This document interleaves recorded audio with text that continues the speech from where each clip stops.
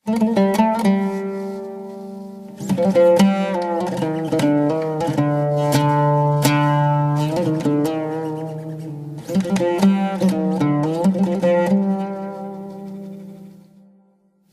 الله الرحمن الرحيم.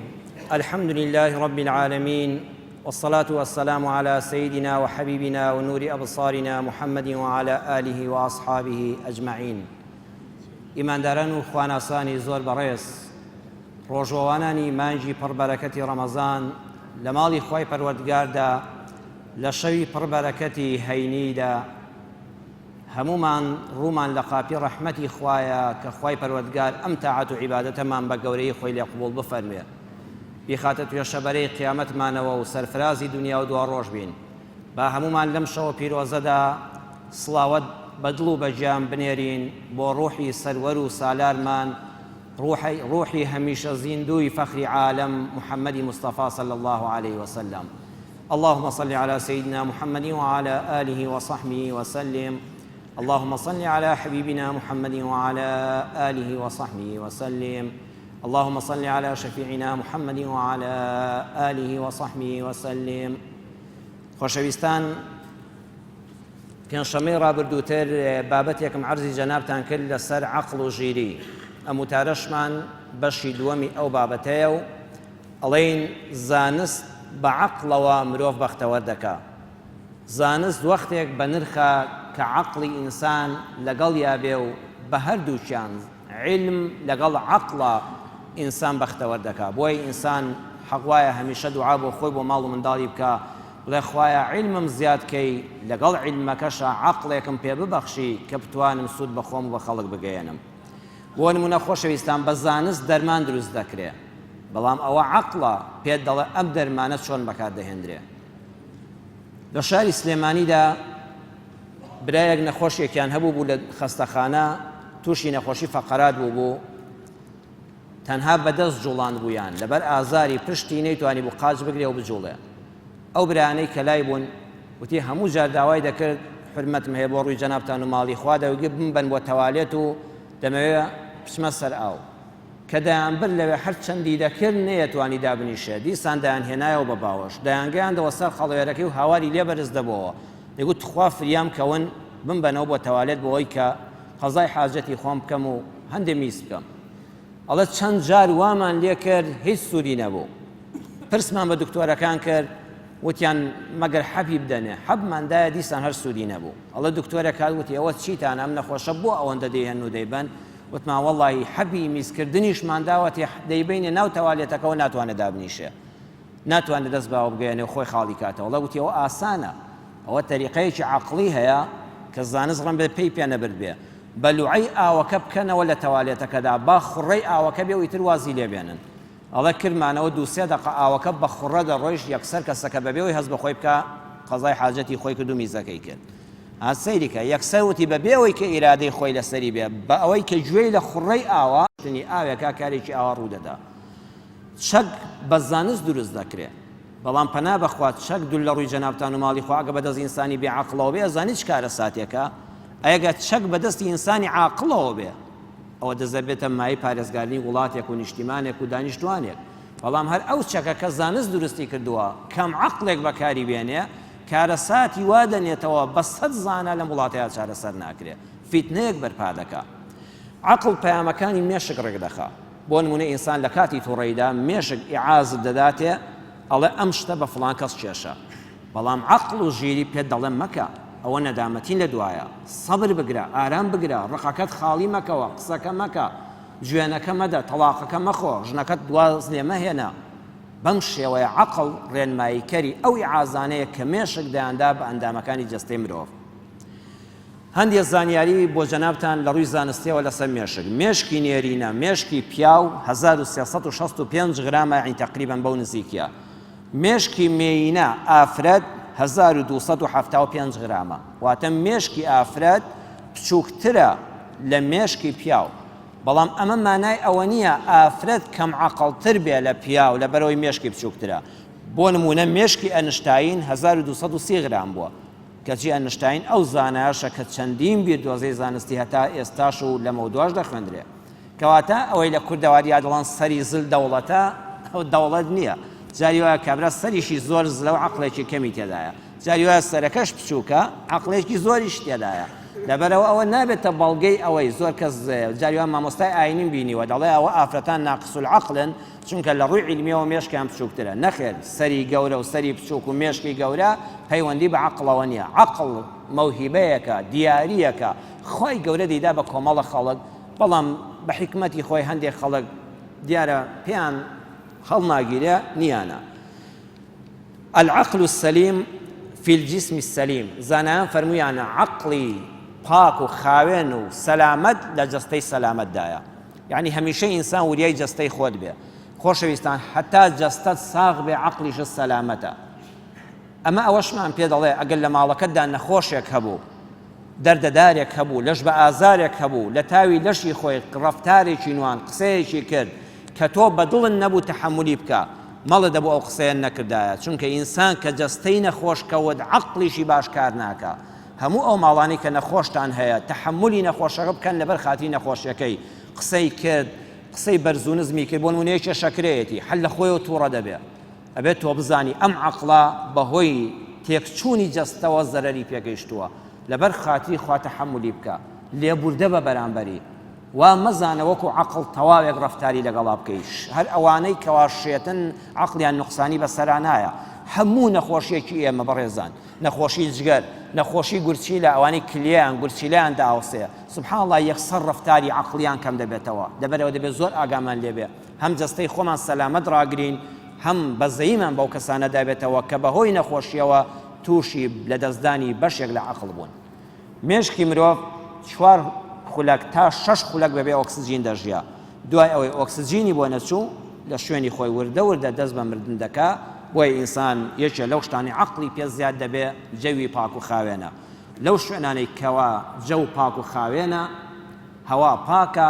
ئینسان مێشکی کاراتر دەبێ بە مانایەکی تر عەقڵی فراوانتر دەبێ ناپلیۆن دەڵێ لە دنیادا 2 هێز هەیە هێزی شمشێر و چەک لەگەڵ هێزی عەقڵ و ژیری ئەو کابرایە کە سەرکردەیەکی عەسکەری فەڕەنسی بووە ئەڵێ لە ڕۆژگارێکدا خەڵک بە چاوی خۆیان دەبینن هێزی عەقڵ و ژیری بەسەر هێزی چەک و شمشێرە زاڵ دەبێت هەمیشە ئەوانەی کەوا لایەنگری عەقڵین کاری فکری دەکەن زۆرتر لە کۆمەڵگادا بەقایان هەیە لەو کەسانەی کە بڕوایان بە شمشێر و بە چەک هەیە ئیمامی عەلی ڕەزا و ڕەحمەتی خوای لێبێ فەرموویەتی ئینسانی عاقڵ کەسێکە شتێک ناڵێ کە نایزانێ شتێک کە نەتزانی بۆ نمونە من کەسێک بەناو مامۆستایەکی ئاینیم پرسیارێکم لێکرا جوانترین قسە کە نەمزانی بڵێم کاکە بەخوا نایزانم مەڵێ عەیبە مادام ناوی مەلام لەسەرە پێی دەشکێم نەخێر ئینسانی عاقڵ شتێک نەیزانی دەڵێ نایزانم جا دکتۆرێکیش بۆ نمونە نەخۆشێک دەچێتەوە لای ئەم وڵاتەی ئێمە بەوە وێران بوو کە دەچێت لای دکتۆرێک پێ عەیبە دەڵێ کاکە من نایزانم یان دکتۆرێکی لە من زاناتر هەیە یان پسپۆڕیم نییە قەیچێ کاکۆ من شەر نێ دکتۆر بم هێشتا نەگەیشتومە ئەو زانستە بچۆ بە لای دکتۆرێکی تر با پارەی عەیادەکەت بدەمەوە بۆ خۆیان من کارم لەمە دەرناچێ یەکسەر قەڵەمەکەی دەردێنێ و لەگەڵ ڕێزمدا هێندێ دەرمان بۆ دەنووسێ ئینسانی عاقڵ ئەوەیە شتێک نەیزانی پێی عەیب نییە ئەڵێ براینە بەخوا من ئەمە نازانم خوشکەکەم ئەمە نازانم ئینسانی عاقڵ ئەو کەسەشە هەموو شتێک ناڵێ کە دەیزانێ ئەو دوو قسەیە زۆر جوانە قسەی ئیمامی عەلی هەزار ڕەحمەتی خوای لێبێ فەرمووی ئینسانی عاقڵ شتێک نایزانێ نایڵێ ئینسانی عاقڵ ئەوەیە هەموو شتێک کە زانیشی نایڵێ بە خەڵک شەرنی ئەوەی کەوا هەمووی ڕاست بێ و تۆ بیزانی لە یەک دەرفەتە بە میلەتەکەی خۆتی بڵێ بۆ نمونە مەولەوی شاعیری ئێمە مەولەوی تاوەگۆزی هەزار ڕەحمەت لە گۆڕی بێ کاتی خۆی کابرایەک لێ دەپرسێ ئەرێ مامۆستا مەولەوی وەلەضالین ئامینیشی لەگەڵە دەفەرمێ بەڵێ هەروە دەبێت لە فاتحەدا کە کتووە وەلەضالین بڵێ ئامین مامۆستایەکی وەکو مامۆستا بەڕێزانە دەفەرمێ جەنابی مەولەوی کوڕە وەڵا لەگەڵی نییە ئەوە لە وەلەضالینە سوڕەتی فاتحا کۆتایی پێ دەڵێ کاکە لێی گەڕێ خۆ منیش وەک تۆ ئەزانم بەس بەبیللاهی پێی بڵێ وەلە ئامینی لەگەڵ نییە بەیانی وەلەضالینیشی پێوە دەخوا لێی گەڕێ وردەوە دە فاتحا دوو دیێڕی لێ نامێنێتەوە ئەوە وردەوە لێی کەم دەبێتەوە بۆ نمونە ئێستا سوڕەتی فاتحا لە وڵاتی ئێمەدا قەدیمیەکانی ئێمەش خواگەیان لەو مەسەلانە هەبووە بسم الله ئاەتێکە لە سوڕەتی فاتحایان ئاەتێک نییە بەڵام هەم مەلای کورد چەند عاقڵ بوون هەمیشە بسم اللهکەیان خوێندووە وای لێدێ ئەلحەمدوللاکەش پێوە دەخوا لەبەرەوە جاری وایە ئەمە عەقڵ و ژیری مەلای گەورەی کوردە يعني ئێمەوا نەزانین کابرا لە سعودی شتێکی هێناوە مەلایەکی گەورەی کورد لە کوردستان ئاگای لێ نەبووە هەمیشە مەلای کورد لە مەلای سعودی و ئیماراتی و کوێتی و ئەوانە زیرەکتر بووە بەڵام عەقڵی بەوە شکاوە هەموو شتێکی زانستی شەر نییە بە خەڵکی بڵێ عەزیزەکەم جاری وایە ئەو کتنە زەرەر لە خەڵکەکە دەدان نە قازانجی پێ بگەێنێ عەقڵی گەورە ڕێز لە زانا دەگرێ حرمەتم هەیە بۆ یەک بەیەکی جەنابتان و بیسەران و بینەرانی متارە ئێمە دەبێ وریای خۆمان بین وامان لێ هاتووە ڕێز لە زانایەک لە هونەرمەندێک کەمتر دەگیرێت لەوەی کە ڕێز لە مەسئول و کاربەدەستێک دەگیرێ دیسان حرمەتم هەیە بۆ هەرچی پلەدارێکیشە کە خزمەت بە گەل و نیشتیمانەکەمان دەکات ئاجاریان مەسئولێک بە شوێنێکا تێدەپەڕێ 50 کەس لەبەری ڕاست دەبێتەوە عالمێک زانایەک دکتۆرێک مهندیسێک هونەرمەندێک ئەخجاخۆ عالم هەر شەر نێ مەلابێ هونەرمەندێک شانۆکارێک ڕەسامێک ئەمانەش هەموو عالمن ئەمانەش هەموو ئەهلی زانستن خەڵک ئەو ڕێزەی لێ ناگرێن نمونەیەک هەر بووە لەتیفە بۆ جەنابتان بجێڕمەوە مامۆستا ئەحمەد سالار هەمووتان دەیناسن هونەرمەندێکی گەورەی کوردە لە حکومەتەکەی نەیبینینەوە 50 بە 50کەی نێوانی دوو حیزبەکە ئەو پیاوە بوو بە بریکاری وەزیر ئەو کاتێک کە بریکاری وەزیریش بوو لە کاری شانۆیی خۆی دانەبڕابوو مامۆستا ئەحمەد سالار دەگێڕایەوە فەرمووی چوومە شوێنێکەوە بۆی تەمسیلی بکەم کە گەیشتمە بەردەرگاکە هەرچی پۆلیس بوو تەحریبەوە کردم کتیان بریکاری وەزیر هاتووە وەختێ چوومە سەر شانۆ من تەمسیلم دەکرد وەک خەڵکی هاتمەوە یەک پۆلیس لەبەرم هەڵنەستا و تەحریبەوە نەکردم کوڕە کتیاوە خۆ تەمسیلی دەکات خۆی تەمسیلکەرێک شانۆکارێک لە وەزیرێک مهمترە لە وڵاتانی عاقڵمەندە داڵێ هەر بەو دەرگایەدا چوو بووم هەمووی تەحریبەوە دەکردم دەیانگوت جەنابی بریکاری وەزیرە هەر بەو دەرگایەدا هاتمە خوار دەرەوە هەر کەس لەبەریش هەڵنەستا کوڕە خۆ ئەو پیاوە تەمسیلیەکە دەیجاری وا شانۆکە گەورەترە دەرسی میلەتەکە زیاتر دادەدا لەوەی کە وەزیرێک بریکاری وەزیرێک دەیکا لەبەرەوە عەقڵی میلەتمان بە ئیزنی خوای پەروەردگار ڕۆشنتر بێ لەوەی کە ئێستا هەمانە عەقڵی کراوە ساویلکە نییە بڕوای بە هەموو شتێک نییە خۆشەویستانم ئیمام مالیک سەرمەسەبێکی گەورەی وەکو ئیمام شافعی چەندین ساڵ ئیمامی مزگەوتەکەی پێغەمبەری خوا بە ڕوحمان بە قوربانی پێغەمبەر بێ صلی الله علیه وسلم ئیمام مالیک قسەیەکی جوانمان فێر دەکات دەفەرمێ دەستی بۆ قبری پێغەمبەر صلی الله علیه وسلم ڕاکێشا بەرامبەر بە گۆڕی مبارەکی وەستا بوو فەرمووی كل يؤخذ منه ويرد عليه إلا صاحب هذا القبر فەرمووی خەڵکی نەقسەیەکتان پێ دەڵێم بزانن هەموو کەسێک لە دنیادا ئەگەر نووسەر بوو کتێبێکی نووسی ئەگەر وتاربێژ بوو وتارێکی دا ئەگەر سیاسی بوو خوتبەیەکی بۆ میلەتەکەدا ئەگەر تەلەڤیزۆن بوو بەرنامەیەکی پێشکەش کرد ئەگەر لە فەیسبووکا شتێکت بینی ئەگەر لە سایتێکا شتێکت خوێندەوە یەکسەر بڕوا مەکە ئەمە ڕێک وابێ هەموو کەس قسەشی لێ وەردەگیرێ قسەشی بەسەردا دەدرێتەوە ئیلا یەک کەس هەیە کە هەموو قسەکانی وەردەگیرێ ئاماژەی بە پەنجەی شایەتمانی بۆ گۆڕی ڕەسوول الله کرد صلی الله علیه وسلم فەرمووی تەنها خاوەنی ئەو قەبرە نەبێ کە ڕەسوول اللهە هەموو فەرمودەی صحیحی لەسەر چاومانە ئەینا هەموو کەسێک هەر قسەیەکت بیست ئایوای لە فەیسبووک ئەوم خوێندەوە کاکە لە فەیسبووکە لە لێشی وەردەگیرێ و بە سەریشی دادرێتەوە تەنانەت من بۆ خۆم 22 ساڵە وتاربێژم تا ئێستا لە سایتێکی ئینتەرنێتە وشەیەکم وەرنەگرتووە چونکە لە ئینتەرنێتە احتیمالی هەیە کابرا دیار نییە هەر لە خۆ ڕستەیەک فڕێدا تۆ چوزانی کابرا ڕاست دەکایەنە بەڵام کتێب وانە کتێب نووسەرەکەی دیارە ساڵی چاپەکەی دیارە پێسپاردنی بە کتێبخانەی گشتی دیارە خاوەنی قسەکە معلومە لەبەرەوە هەر شتێکت بیست نابێ یەکسە بڕوا بکەیت هەموو کەس قسەی لێوە دەگیرە ئینسانی عاقڵمەند لێکی دەداتەوە بە دووادارچوونی بۆ دەکا تا نەچێتە بنجومراوانی یەکسەر لە خۆ بڕواناکە یەکسەر لە خۆیەوە بڕواناکە جاری وایە ئینسان قسە لە شێتێک وەردەگرێ مامۆستا هەژاری موکریانی بە ڕەحمەت بێ ئەڵێ پێشمەرگەیەکمان هەبوو ناوی عەلی بوو خەڵکی کوردستانی ڕۆژهەڵات بوو لە کتوپڕە پێیان وت فڵان کەس کوژراوە لە شەڕێکە بەرپرسێکی گەورە بوو ئەڵێ یەکسەر تێکچوو یەکسەر عەقڵی لەدەستدا و شێت بوو چونکە 40 دیناری ماڵی دنیا هەبوو 40 دینار وەکو 4 دەفتەر دۆلاری ئێستاوا بۆ ئەو کاتە هەموو پارەکەی لای ئەو پیاوە بوو هیچ نووسراوێک و شایدێکیش لە بەینانە بوو وتی وەڵی تازە ماڵ و سەرۆتم تیاچوو فڵان کەس کوژرا پارەکانم هەمووی ڕۆی لە تاوی پارەکانی شێت بوو عەقڵی لەدەستدا ئەڵێ بردیان بۆ لای بەناو شێخێک حرمەتم هەیە بۆ ئەو شێخانە ئێستاش لەم شاری هەولێر و سلێمانی و ئەو دەستبڕانە زۆرن ئەیبەن کابرا قامچی کاری دەکات 200 هەزاری لێ دەستێنەوە ژنوەکە لە شایەتی و ئاوایە ئەڵێ بردیان بۆ لای بەناو شێخێک جەنابی شەختی بەری بەیان لە غەزای جنۆکەی کافر هاتوومەوە ئەم شەو بە شمشێرەکەی دەستم 500 جنۆکەم کوشتووە وەرە بزانم داخۆ ئەو جنۆکە کافرانەی لەشی تۆش بیان لێ با بیان کوژم و دەریان کەم ئەڵێ شێتەکە پێی گوت جەنابی شێخ کە ئەوەندە ئازای ئەی بۆ ناچی عەرەبی کەرکووک کوژی و نەوتی کوردستان ڕزگارکەی و بمانژێنی بە نەوتەکە ئەڵێ شێخ قسەکە هێندە عەقڵی بوو هێندە بە قووەت بوو شێتیش بیکە ئەوە قسەیەکی عەقڵە تۆ ئەگە ئەوەندە ئازای لە شەوێکە 500 کافرت کوشتووە ئەی بۆ ناچی کوردستان ڕزگارکەی و نەوتەکەی ئازادکەی لەو زەمەنەدا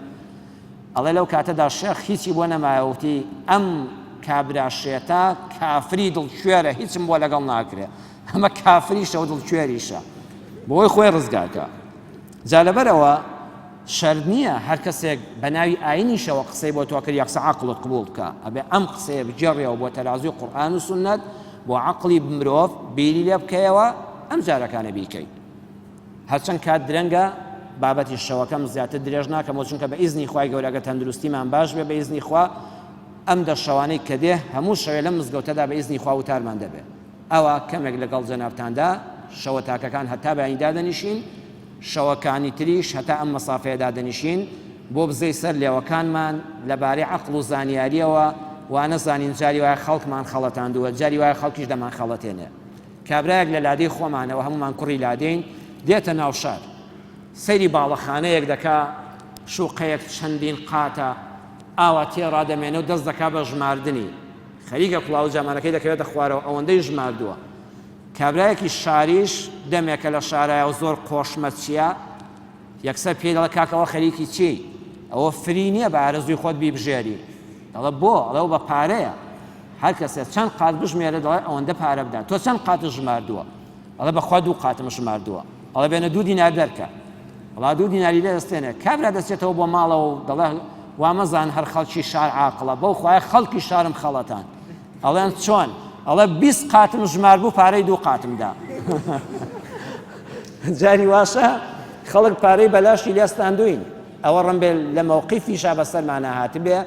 خوای گەورە عەقڵ و ژیریمان زیادکە تەواوکەری وتارەکەمان بۆ سپەیشە و بە ئیزن و ویستی خوای پەروەردگار ڕەحمەتی خوا لە هەموو لایەکتان بێ سوپاس بۆ ئامادەبوونتان والسلام عليكم ورحمة الله وبركاته.